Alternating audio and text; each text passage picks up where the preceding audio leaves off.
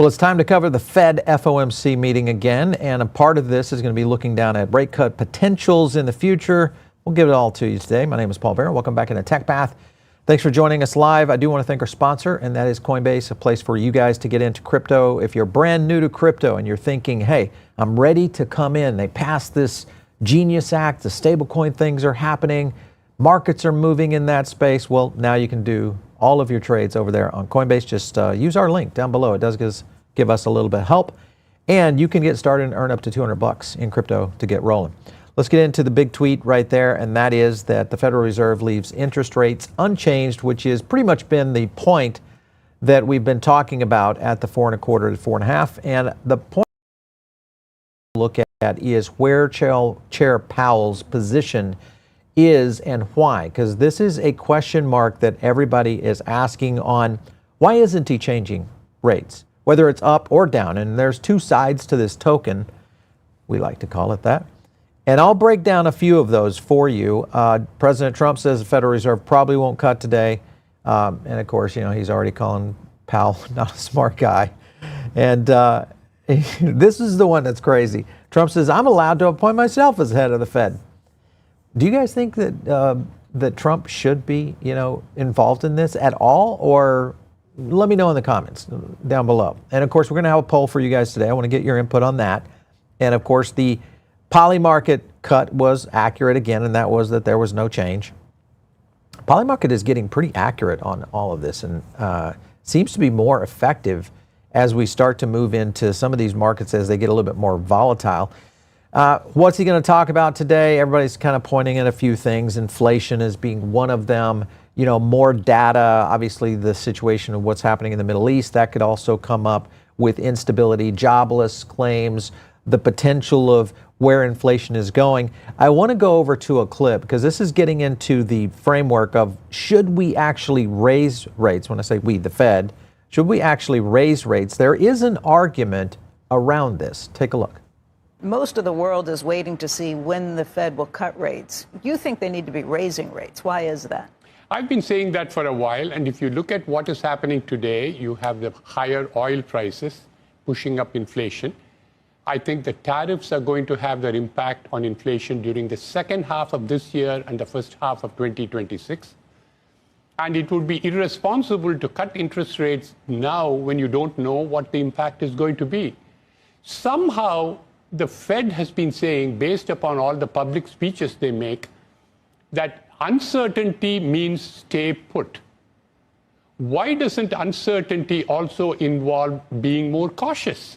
Increasing the interest rate and preparing for a higher inflation. Well, to this point, nothing has shown up. Anyone who's been waiting for those numbers in inflation has been surprised to not see anything to this point. I have been writing and saying that there will not be any show in inflation in the short term. The reason being wholesalers, retailers are taking the cut themselves, reduce their profit margin.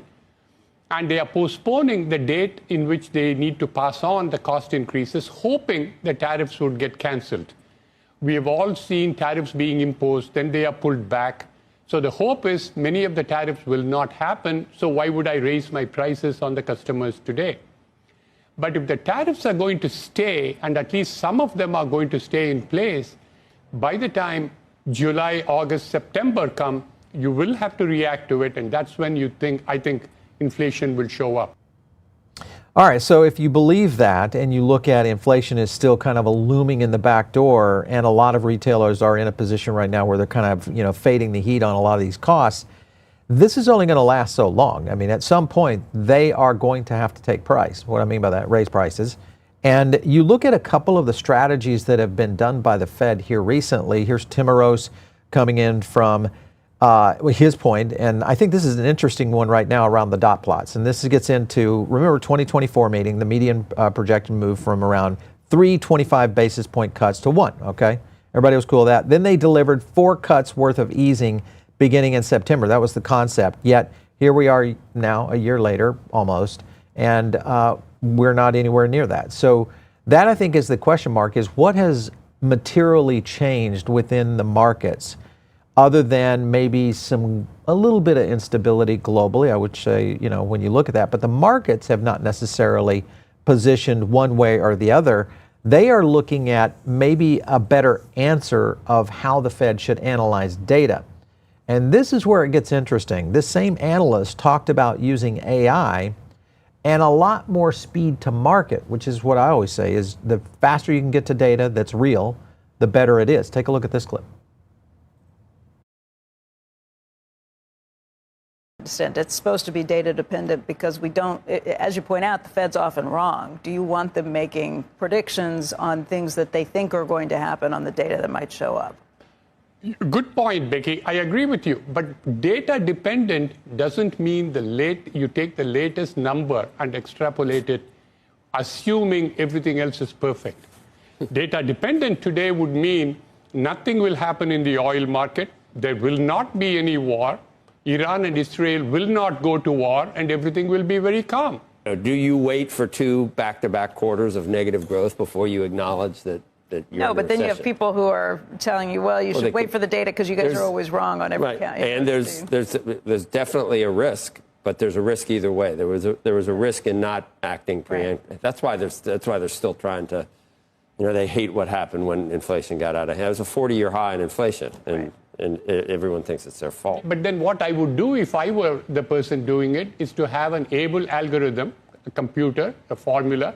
Well, now we can do that with AI, right? But now you can probably do that, but they won't let it come by because they all need to keep their jobs and to make speeches in public.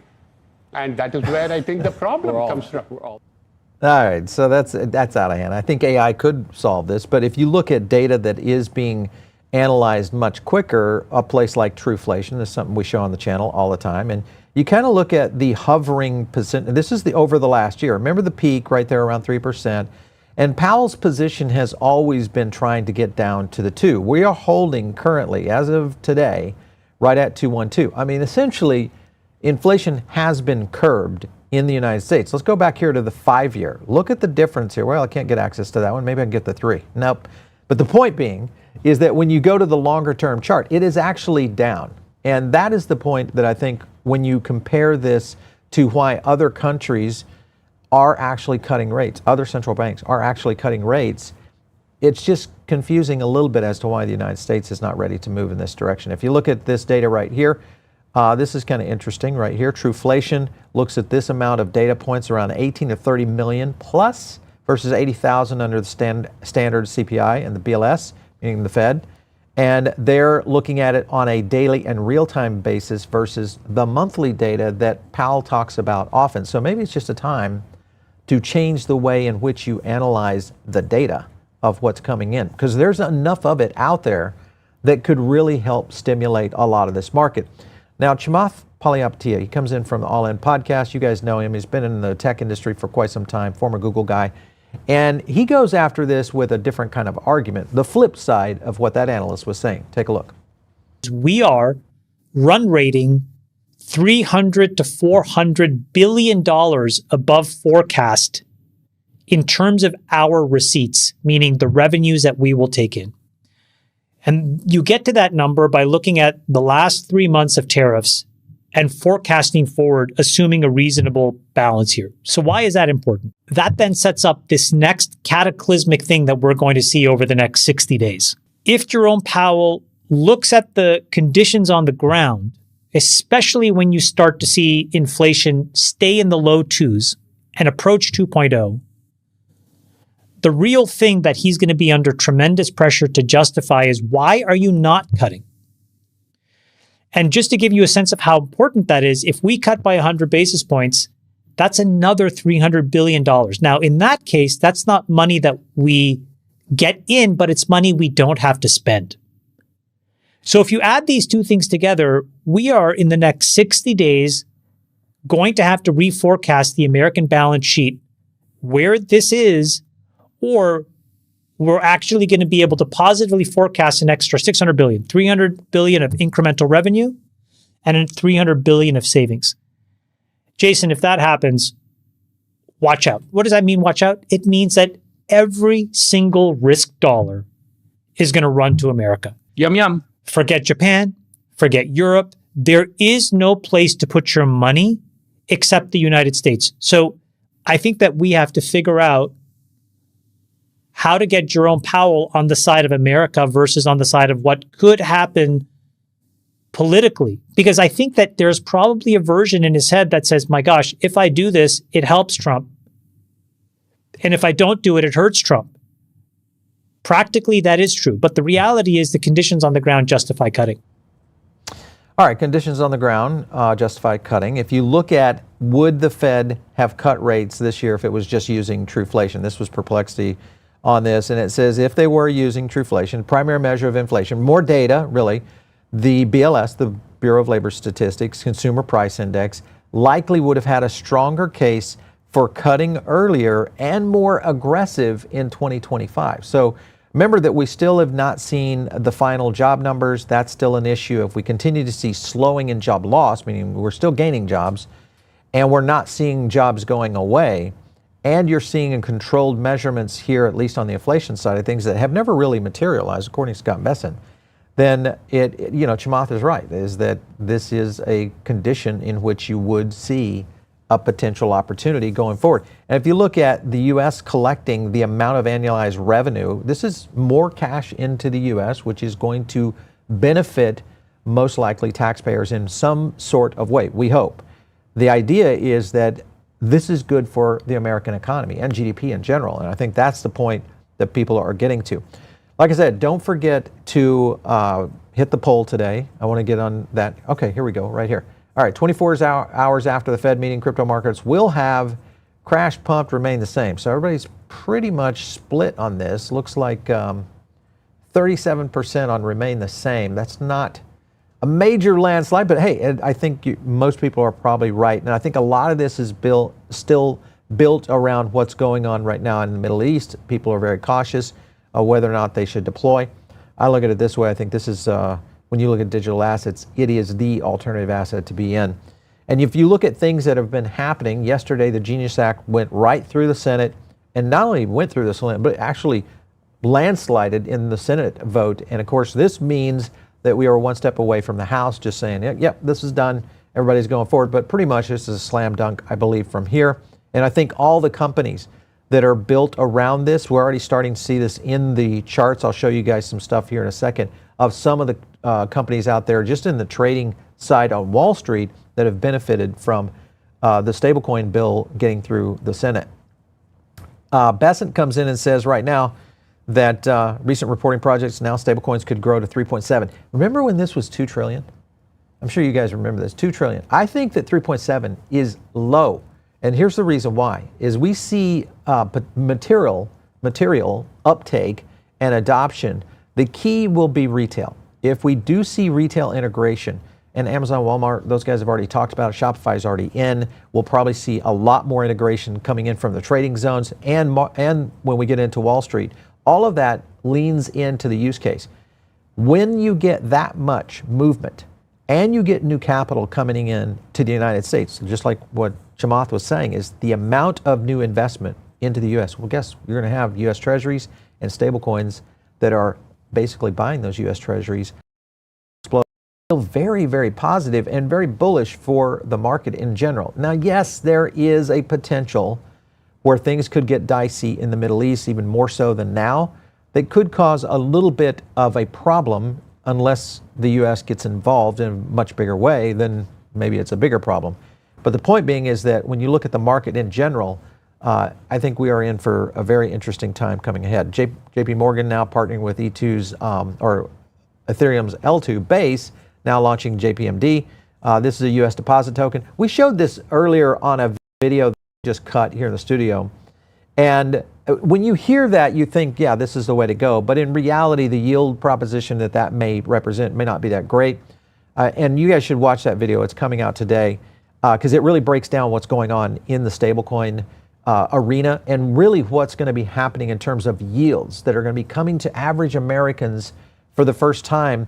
And they're going to get exposure to the first phase of earning yield in stablecoins. And guess what's after that? Well, the next thing is going to be the DeFi zone. And as we see DeFi start to pay more and get more competitive, watch out, guys. We're going to see a lot of movement. Now, we're going to get to Chair Powell here in a second.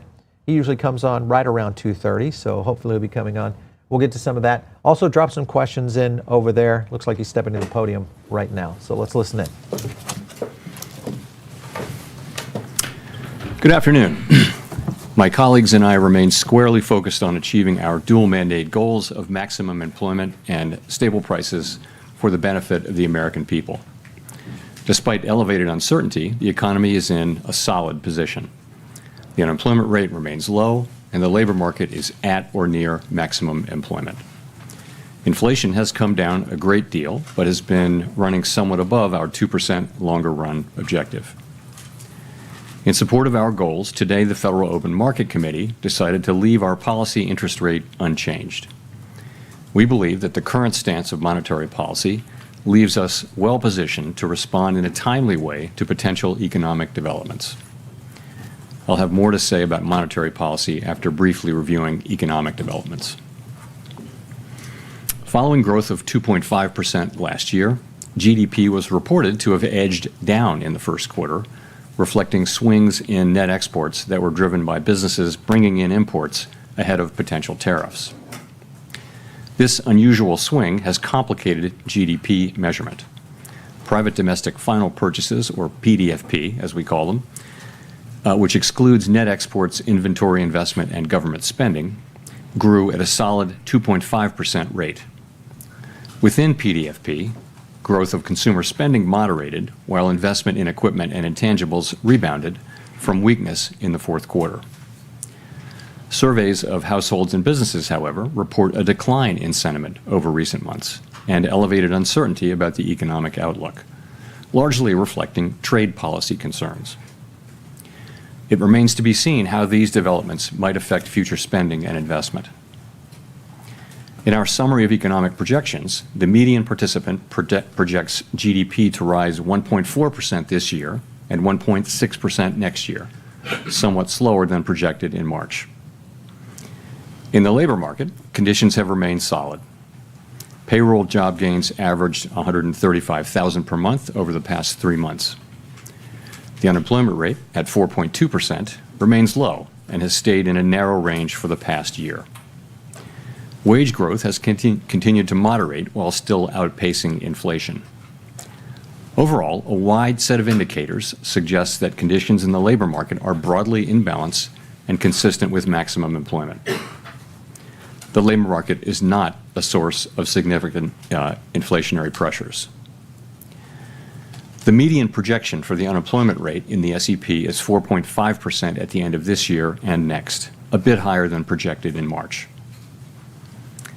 Inflation has eased significantly from its highs in mid-2022, but remains somewhat elevated relative to our 2% longer run goal.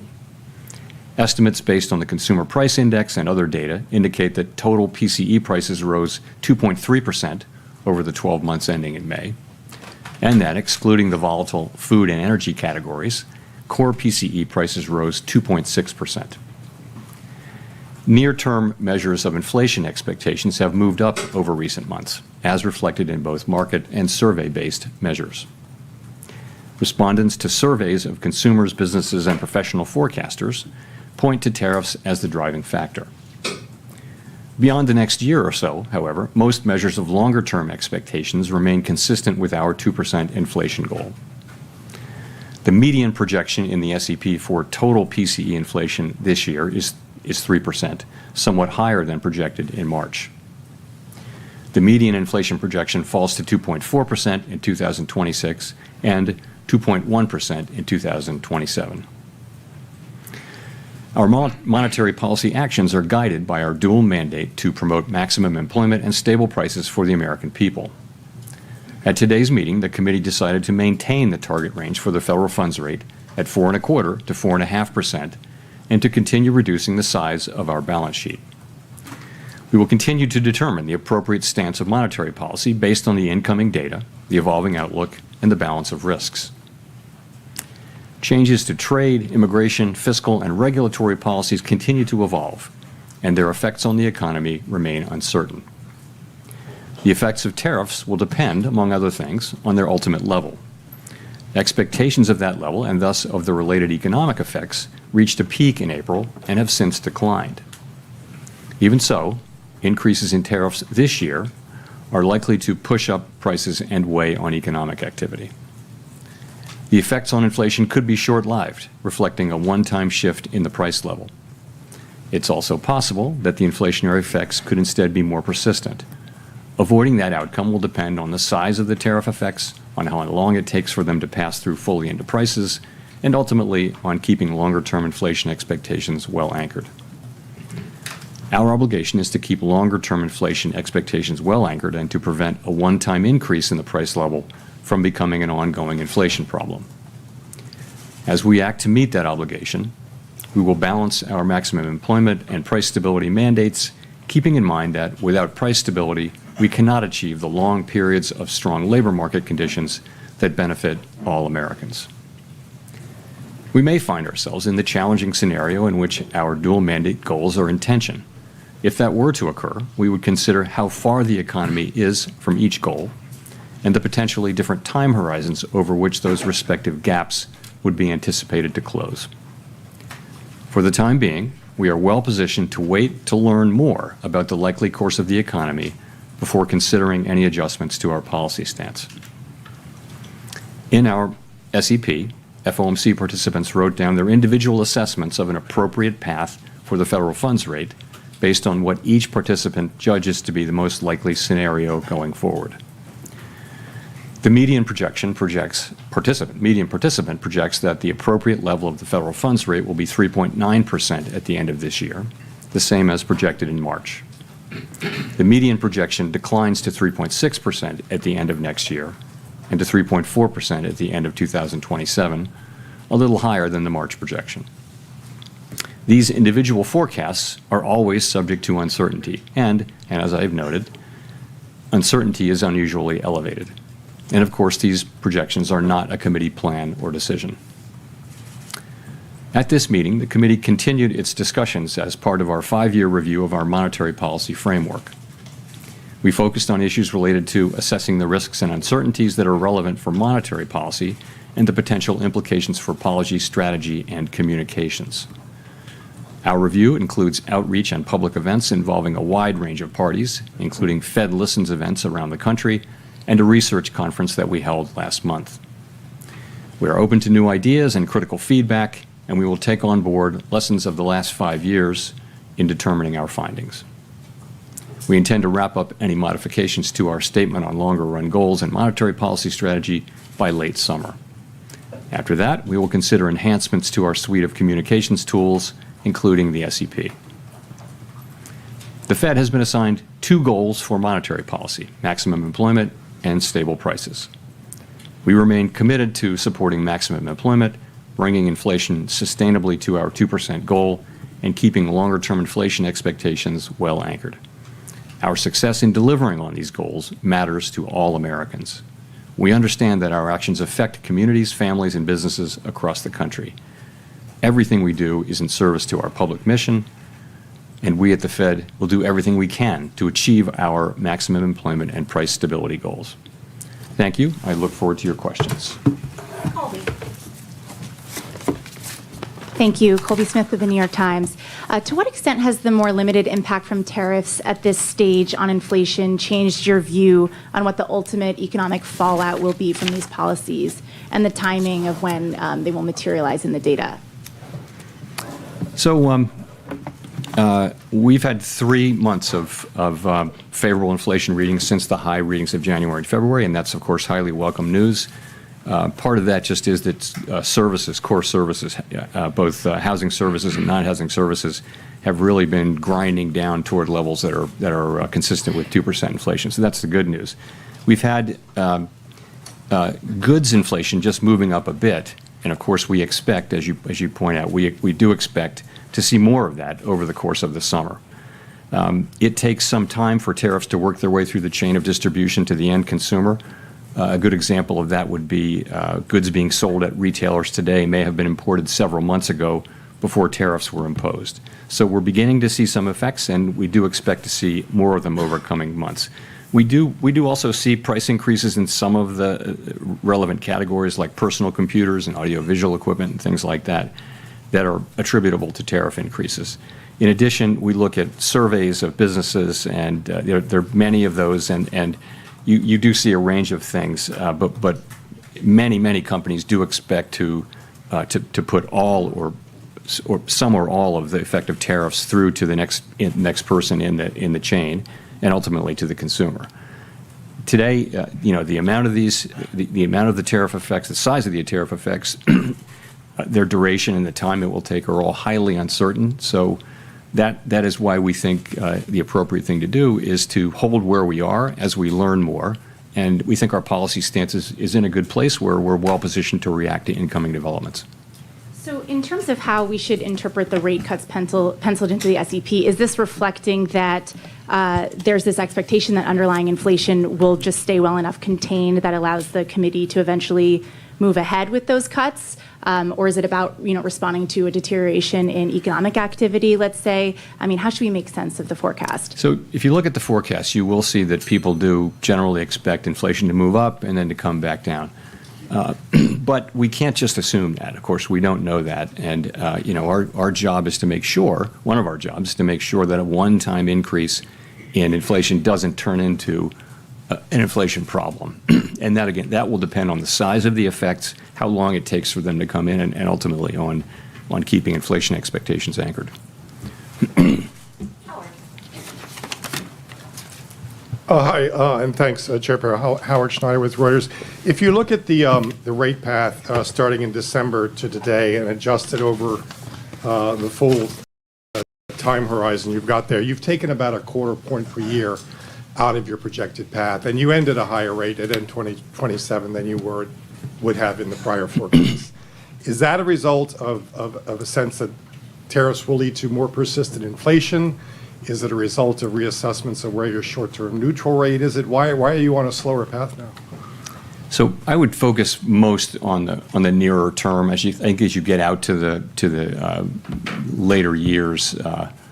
It's hard for anybody to know where the economy is going. You didn't see people moving their longer term, estimate of the neutral rate, for example, at this meeting. So and those things are probably slow moving. So I think if you look at what's happening here since March, this is since March, right? You see a little slower growth, just a tiny tick up, a 1/10 tick up in unemployment, and you see inflation moving up 0.3. And by the way, it was a similar move from the December SEP to the March. So that's what you see. You see the effects of tariffs.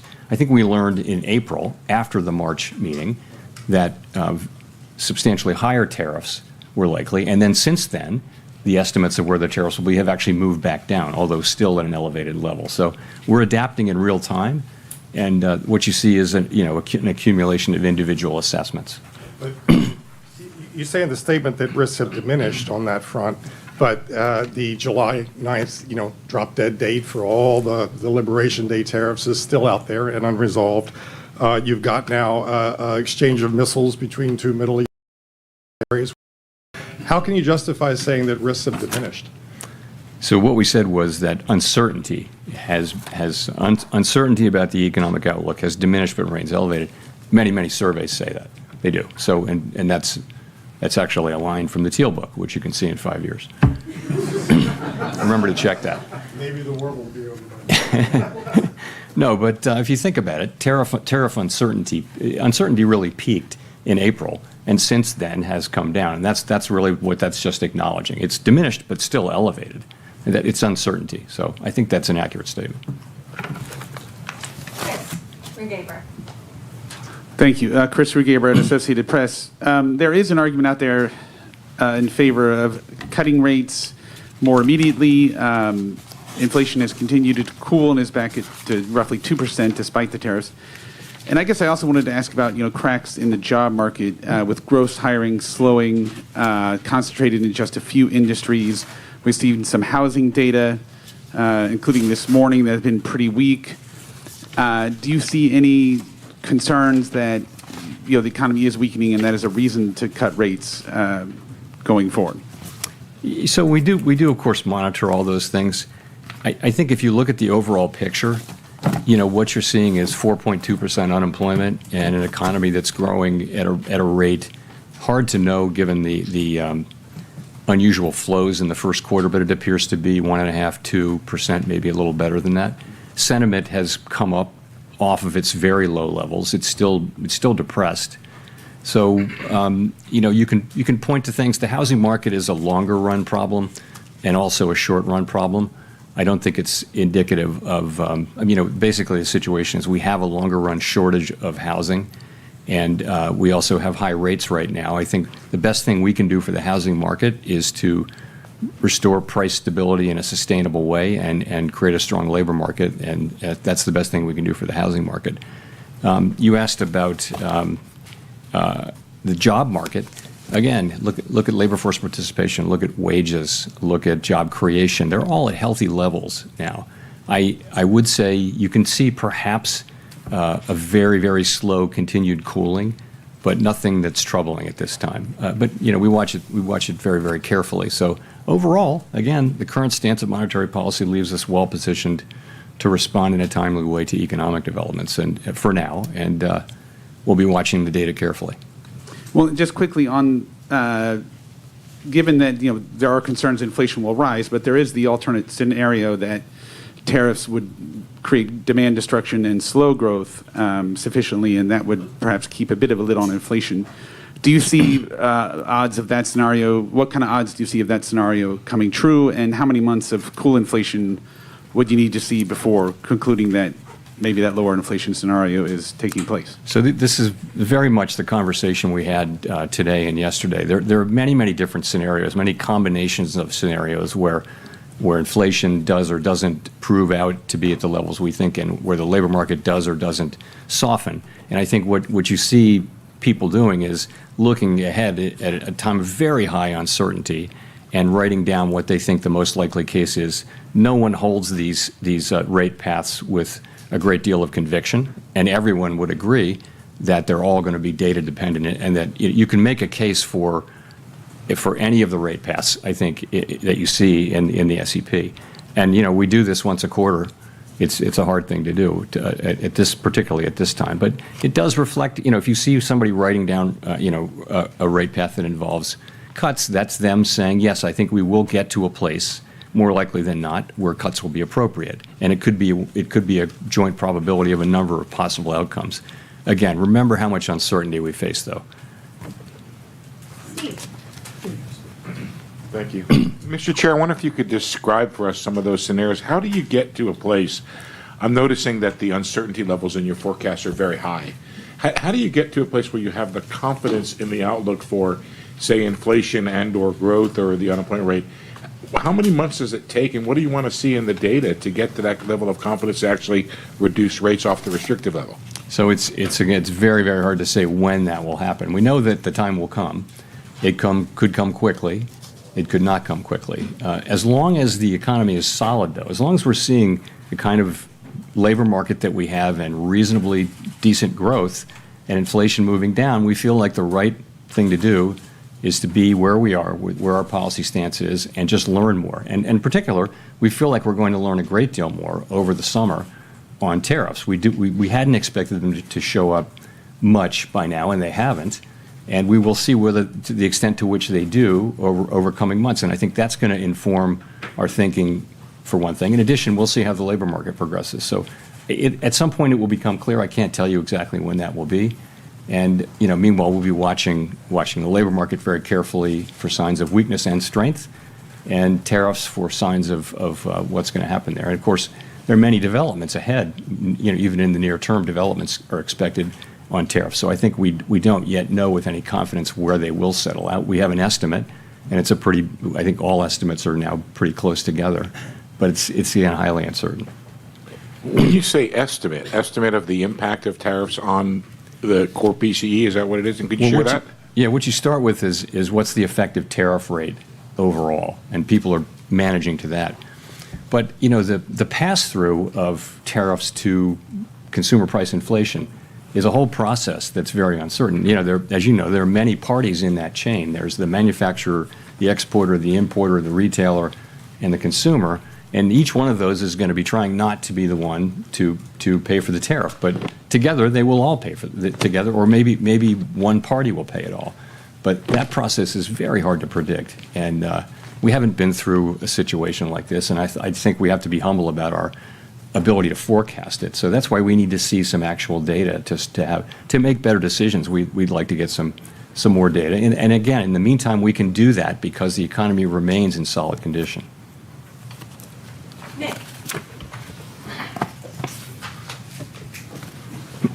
Nick Tamarosa of the Wall Street Journal. Chair Powell, I guess I'm wondering if you could explain a little bit more the divergence we see in the dot plot, particularly around the 2025 rate projections. I realize this is, you have one group of officials that are putting down no cuts, another that are putting down more than one. And again, recognizing that could be difficult to summarize, but is it a matter of people having a different outlook or a different reaction function, a different commitment to defending against another inflation mistake? How did that play out over the last 2 days? So you're right. This is often the case. We have a pretty healthy diversity of views on the committee. We did have strong support for today's decision and broad agreement that our policy stance does leave us in a good place. But I would point to two factors, and you mentioned them. The first is just that parties have a diversity of forecasts, and they do align with where their dots are. So if you have a higher inflation forecast, you're going to be less likely to be writing down, more cuts. But remember, as we see more data, we're going to learn more about where inflation is headed, and that means when it is time to look at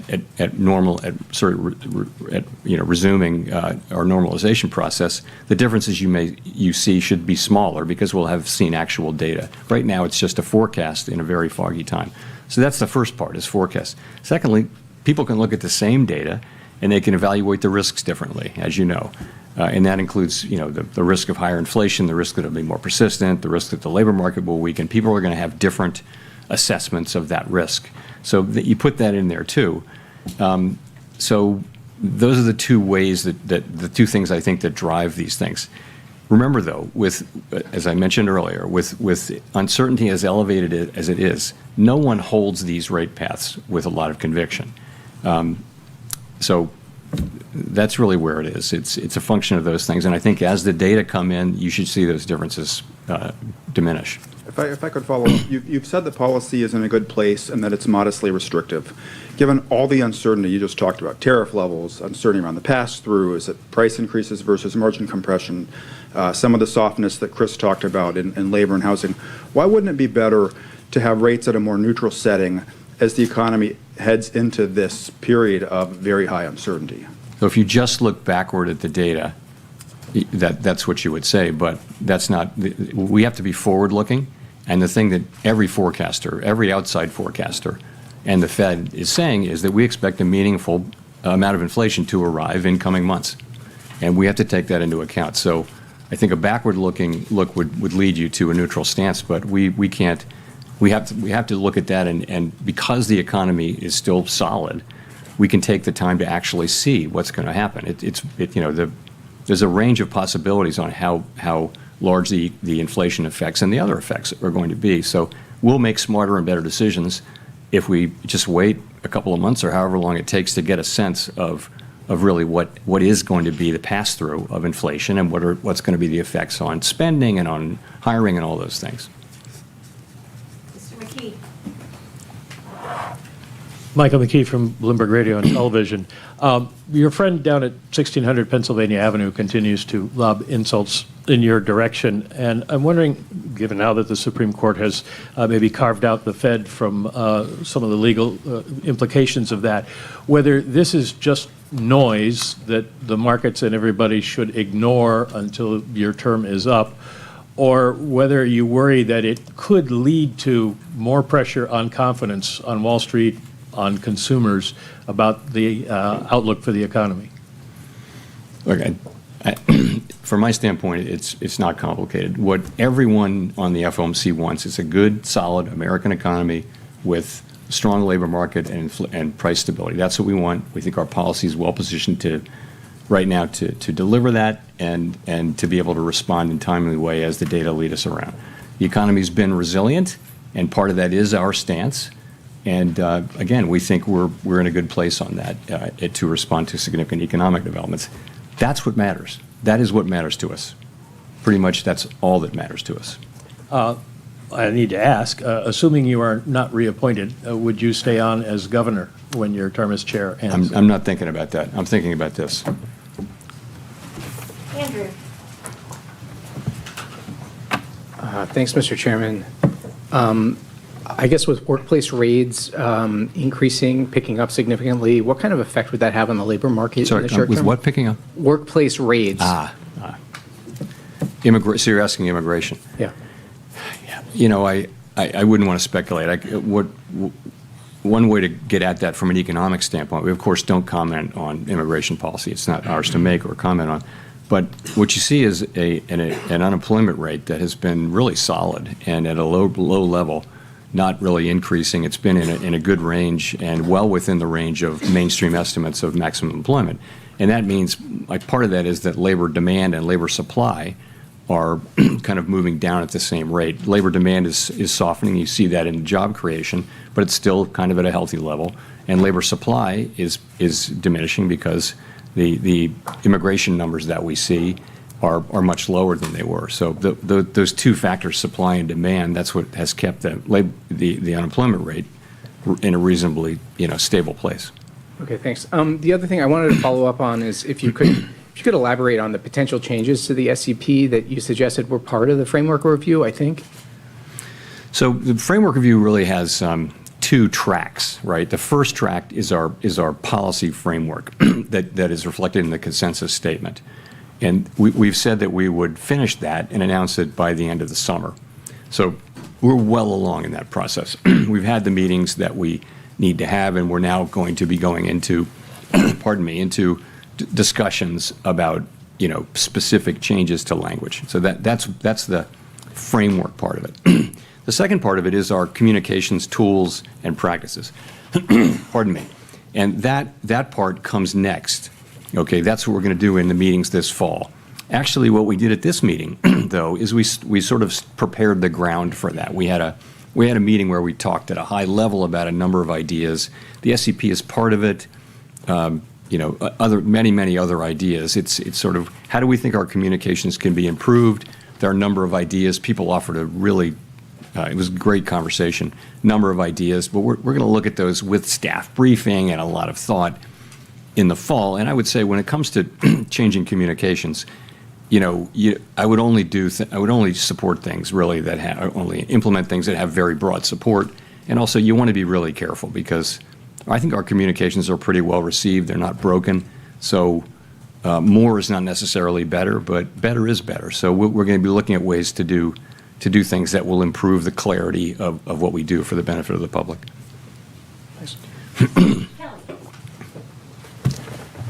Thanks, Chair Powell. Kelly O'Grady, CBS News. You're famously known as the guy that makes decision based on data instead of speculation. You've said today the inflation data is in a good place. We don't know how tariffs are going to impact prices going forward. That's uncertain. But I've got to go back to the last time that you cut rates in December, and there was still the what if of tariffs. So what made you feel comfortable cutting then when inflation was higher than where it is today, and you didn't cut today? Well, the forecast for inflation in December was 2.5%. Core PCE for 2025, the forecast was 2.5%, which was a good inflation forecast. I think what we've learned is that, and this was long before we had any idea of what the actual policies would be, we've learned that the tariffs are going to be substantially larger than forecasters generally thought. And we don't, our forecasts are generally not particularly different from those of other well-resourced forecasting operations. So what we learned, and particularly in April, was that very substantially larger tariffs were coming and that would mean higher inflation. That's what happened. And so you saw 2.5% forecast in December, you saw 2.8% in March, and you see 3.1% now. So it's 0.6 higher inflation for 2025, and that's a big part of the change, and that's due to the effects of the tariffs that are, we don't know where they're going to land, but it's pretty apparent they're going to land higher than outside forecasters were really guessing at the end of last year. My follow-up to that, I think consumers, right, we're looking for relief on rates when it comes to mortgages, car loans. Small businesses want to take out more manageable loans. When you look at the cumulative inflation over the past 5 years, prices have risen over 20%. It's been a rough road. So what is the tipping point then for the wait and see approach in terms of how much it's going to help versus when it hurts the American consumer? Well, I mean, we're trying to restore price. The best thing we can do for the public that we serve is restore price stability. If we can, and we will, restore price stability, meaning 2% inflation on a durable, sustainable basis, that, and also maximum employment. If we restore those things, that's the best thing, and that is our goal. The best thing we can do for the American people, for households and businesses, that is the ultimate thing that we can deliver. And they can make their decisions without having to think about inflation all the time. So in the meantime, we have to keep rates high to get inflation all the way down. They're not very high, let's be honest. I would say policy is modestly or moderately, probably modestly now restrictive. If you look at the economy, it's not performing as though it were performing under very strict monetary policy, very restrictive monetary policy. So I would say probably modestly restrictive. And so what it will take is confidence that inflation is coming down. Now I would say without tariffs, that confidence would be building, because if you see what's happening with non-housing services and housing services, which are the other two big pieces other than goods, those are coming down really nicely now. So I think we have to learn a little more about tariffs. I don't know what the right way for us to react will be. I think it's hard to know with any confidence how we should react until we see really the size of the effects, and then we can start to make a better judgment. So that's what we're doing, and I think we can take the time to do that because unemployment is 4.2%. Wages are moving up. Real wages are moving up at a healthy clip now. And inflation is 2.3% headline inflation over a 12-month basis. So it's a good economy and a solid economy with decent growth. Thank you, Chair Powell. So you're saying that uncertainty has come down, the economy is moving at a solid pace, inflation has come down over the past 3 months, and this is all moving in the right direction. So are you indicating here that Americans should expect some sort of economic pain in the second half of the year? I'm not saying that at all. From our standpoint, what I can say is that the U.S. economy is in solid shape. Inflation has come down. The unemployment rate remains at 4.2%. As I mentioned, real wages are moving up. It's a good job creation is at a healthy level. Unemployment, again, as I said, low. Labor force participation in a good place. So, and what we're waiting for to reduce rates is to understand what will happen with really the tariff inflation. And there's a lot of uncertainty about that.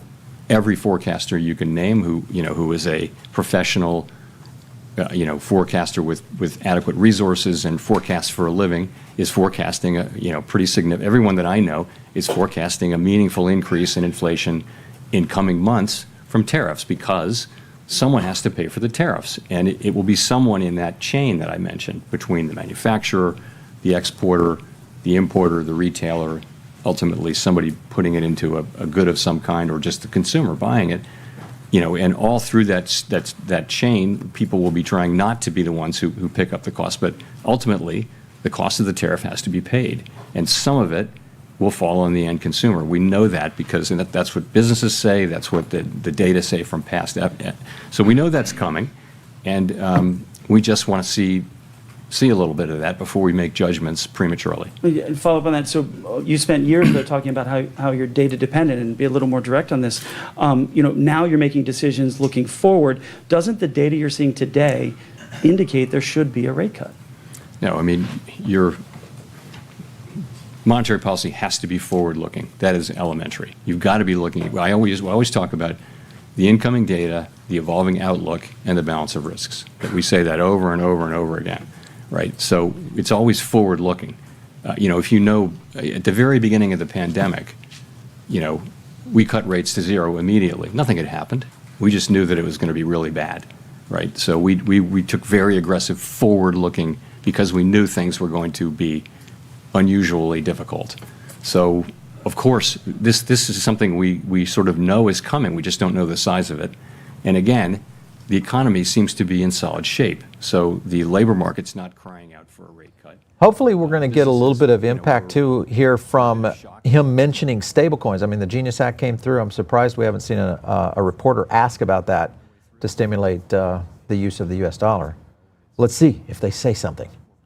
Constructive than it did 3 months ago, let's say. So again, we think that our current stance of monetary policy is in a good place. Amara. Thank you. Amara Mokwe with Bloomberg. Chair Powell, in February, you told Congress that the Fed is, quote, overworked, maybe not overstaffed. Then in a memo to staff in May announcing a deferred resignation program at the Fed, you said you wanted to ensure that the Fed was, quote, right-sized.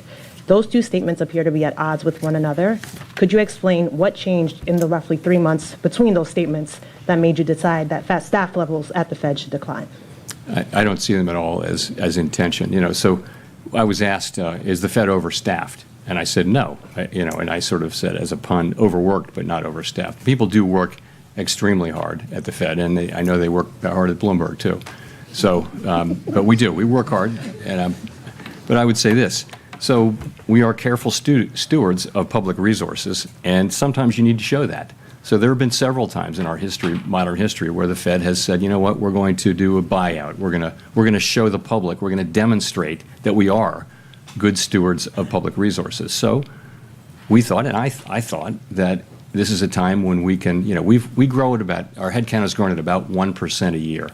So over the course of a couple of years, we're doing a careful scrub of the board and all the reserve banks who can do something else, where we can streamline our operations, and we think we can get there in a couple of years. We think we can do that, and we think this is without taking risk to carrying out our critical missions. So this is something you do very carefully, thoughtfully, and you do it, again, respecting that we have critical missions to carry out. I've had experience, a lot of experience in my prior careers, with headcount reductions and things like that, and this is how you do it professionally. You do it carefully, thoughtfully, with a lot of planning, and you do it over a period of time. And I think the Fed will be fine. I think no one will notice any decline in our ability to carry out our missions, and I think it's just us wanting to demonstrate to the public that we are actually good stewards of their resources. We're effectively wiping out 10 years of headcount growth with this. So, I mean, we wanted to show that, that we're good stewards. How is progress on reducing headcount going so far? Are you on track to meet the goal? We're just at the very beginning. As you know, we're doing a buyout program. We're gonna hit that goal. I think many organizations find that they can do this. You don't want to do it every year or anything, but you can do it at intervals, and you wind up not interfering with your ability to perform your jobs. Claire. Chair Powell, Claire Jones from the Financial Times. As you're no doubt aware, the Senate Finance Committee has tabled its version of the reconciliation bill this week, and I was wondering if you could tell me a little bit about the tenor of the debate at the FOMC over the past few days on fiscal policy and the degree to which that influenced people's projections for 2026 and beyond. Thank you. Yeah, so we don't sit around and debate or really discuss. We take fiscal policy as fully exogenous, and so we actually really didn't talk about the bill or the contents of it. It's still evolving. When it gets closer, remember also we have a very, very large economy, and that the effects will be at the margin. I expect that they may already be in, but they will be in by the next meeting. We'll make an estimate, but it's not a major thing. It's nothing that we discuss. It may have been mentioned a couple of times, but as something that's coming in. But I think the outcome is, we don't know the outcome yet there, so hard to be real specific. Neil. Thanks, Chair Powell. Neil Irwin with Axios. There have been some cutbacks in economic statistics collection in the last few weeks, and worries that long-running problems around funding and response rates may be getting worse. How much is this concern on your radar? How much confidence do you have that the gauges you're watching to assess the economy are reliable right now? You know, two things. One, the data we get right now, we can do our jobs. I'm not concerned that we can't do our jobs. That's not the point. The point really is that we are starting to see, layoffs and important gatherers of data are saying that they're having to cut back on the size of their surveys. That's going to lead to more volatility in the surveys. I think we should take a step back and, from our standpoint, and I think the standpoint of businesses and governments and everyone, having really good data on the state of the economy at any given time is a huge public good. It helps, it not just doesn't help the Fed, it helps the government, it helps Congress, it helps the executive branch. More importantly, really, it helps businesses. They need to know what's going on in the economy. The United States has been a leader for many, many years in this whole project of measuring and understanding what's happening in our very large and dynamic economy. And I hate to see us cutting back on that, because it is a real benefit to the general public that people in all kinds of jobs have the best possible understanding of what's happening in the economy and hence what's likely to happen. It's very hard to measure what's going on in the U.S. economy. If you read, there was a book called, it's really remarkable how many things you need to understand to estimate U.S. GDP. Very, very difficult, and it's so important that we get it right. I just would say it's not a place to I would want to keep investing in that, for the good of the general public. Victoria.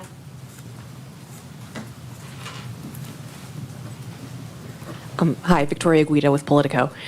So you're conducting this monetary policy strategy framework review, but next year we're supposed to have a new Fed chair, and I'm wondering if that affects at all the way that you're approaching this. How do you ensure that this framework will actually be durable? The framework document goes back to 2012, and it's the committee's document.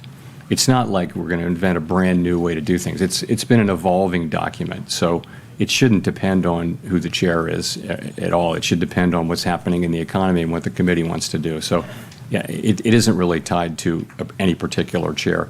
And we used to renew it every year. Now we do it every 5 years. So, but I don't think I've never heard anyone raise this issue that a new chair might want to come in and go in a completely different.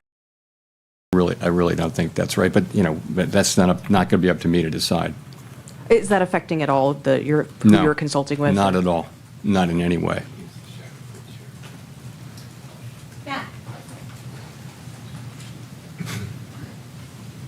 Thank you. Chair Powell, Matt Egan from CNN. Relatively low gas prices this year have helped drive down inflation in recent reports, but that trend is starting to reverse given the crisis in the Middle East. How are you thinking about how the Israel-Iran conflict will impact the economy, especially inflation? And what lessons were learned during the 2022 period when another conflict, the Russia-Ukraine war, sent oil and gas prices skyrocketing? So, of course, we're watching, like everybody else is, what's going on. I really don't have any comment on that. Possible that we'll see higher energy prices. What's tended to happen is when there's turmoil in the Middle East, you may see a spike in energy prices, but tends to come down. Those things don't generally tend to have lasting effects on inflation, although, of course, in the 1970s, they famously did, because you had a series of very, very large shocks. But we haven't seen anything like that now. The U.S. economy is far less dependent on foreign oil than it was back in the 1970s. So, but there. A quick follow-up. I've just got to ask you about artificial intelligence. Some technology executives have recently been warning that AI could wipe out a large chunk of entry-level jobs and significantly increase the unemployment rate. I'm wondering how concerned you are, if at all, about the threat that AI poses to employment. So this is the question. The question really is, will AI be more augmenting labor or replacing labor? And I wouldn't, we all see those announcements, including one today. I wouldn't, overread a couple of data points, because AI should be creating jobs at the same time. It may be replacing, maybe doing both. Anyone who's done any work with it, with AI, will have been a little bit stunned at how capable it is. And it's just a different thing. So I think this is something that certainly has transformational potential. And probably we're in the very early stages of it. They say what you're seeing now compared to what you'll see in 2 years is going to be very different and even more effective. So I think it's really hard to know. Of course, there are optimists who feel like it's going to make everybody much more productive. And there are those who think it's going to replace an awful lot of jobs right across the income spectrum, white collar, blue collar, and everything. So I just don't know. We don't have a house view on that, but this is going to be a very important question for some time. Greg.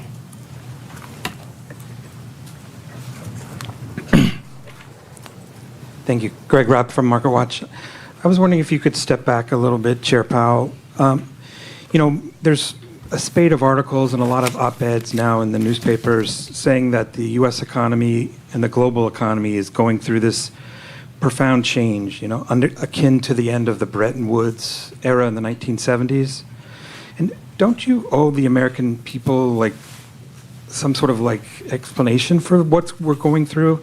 I mean, I noticed earlier this month when you talked about Bretton Woods a little bit, and you said that Bretton Woods, the Fed staff had to change how the dollar, movements for the dollar was impacting the economy. Are we going through something like that now? That, are you having to change how you do monetary policy? Is it that fundamental a change underway? Thanks. It's certainly a time of real change. From a geopolitical standpoint, from a trade standpoint, from an immigration standpoint, you see this not just here but everywhere. So there's quite a lot going on. It doesn't change the way we do monetary policy in the near term. And it doesn't change our objectives or what we need to do. And these things are not really our issues. They're really issues for elected governments. All of those issues are really for elected governments. But there's no question it's a time of real change, and very hard to see where that goes. Will it be? There have been many things written about how it's going to be a more inflationary time. That's possible. It's not guaranteed. AI could cut in the very other direction. AI could make people much more productive and push in the other direction. I don't know, though. But you're right. But honestly, our focus is a much more practical one, and that is how do we keep inflation low and employment high in the near term. That's really what we're about. Mark Hamrick.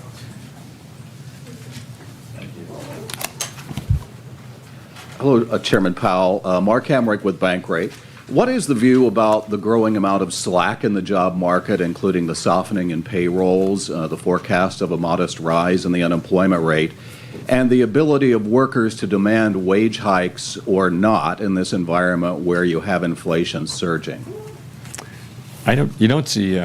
You don't really see unemployment going up. You don't see increased slack, really. At the margin, remember, you're at 4.2% unemployment. That was, for many years, that was an extremely low level. It happens to have come up off of an even lower level as we came out of the pandemic. We were as low as 3.4%, but 4.2% is probably at the low end of estimates of the longer run, sustainable level of natural rate of unemployment. So I guess I wouldn't agree with that. And also, in terms of wages, real wages after inflation have been moving up sort of more than was consistent with 2% inflation. They're still moving up at a healthy clip, and I think much more consistent with 2% inflation given a reasonable assessment of trend productivity. So it's a pretty good labor market. You're right that the level of job creation has come down, but so has the supply of workers, the change in the supply, the new supply. So you've seen the unemployment rate remain pretty stable at 4.2. It's been as high as 4.3, but those are good numbers. So it's a pretty good labor market. There's a more concerning thing is there's not a lot of layoffs, but there are not a lot of job creation. If you're out of work, it's hard to find a job, but very few people are being laid off at this point. So that's an equilibrium we watch very, very carefully, because if there were to be significant layoffs, and the job finding rate were to remain this low, you would have an increase in unemployment fairly quickly. But that hasn't happened. It really hasn't happened. The U.S. economy has defied all kinds of forecasts for it to weaken, really over the last 3 years. And it's been remarkable to see just again and again when people think it's going to weaken. Now, eventually it will, but we don't see signs of that now. Go to Jean for the last question. Hi, Chair Powell. Jean Young with MNI Market News. There's been a lot of talk about cuts. I wanted to ask you, why do you think there are no forecasts for rates to rise or even to stay where they are next year, given that the projection for inflation is to rise to 3%, and there's a lot of there's some skepticism over whether those price hikes will be a one-time event? So there are a number of people on the committee who wrote down no cuts this year, but some cuts next year. So, I think, people are writing down their most likely path, right? They're not saying there's zero possibility of other things. Really, think of it as the least unlikely path in a situation like this where uncertainty is very high. I think, again, people write down their rate paths, and they do not have like a really high conviction that this is exactly what's going to happen over the next 2 years. No one feels that way about their rate path. They feel like, what am I going to write down? I mean, what would you write down? It's not easy to do that with confidence. So I would just say it that way. We don't rule things in or out.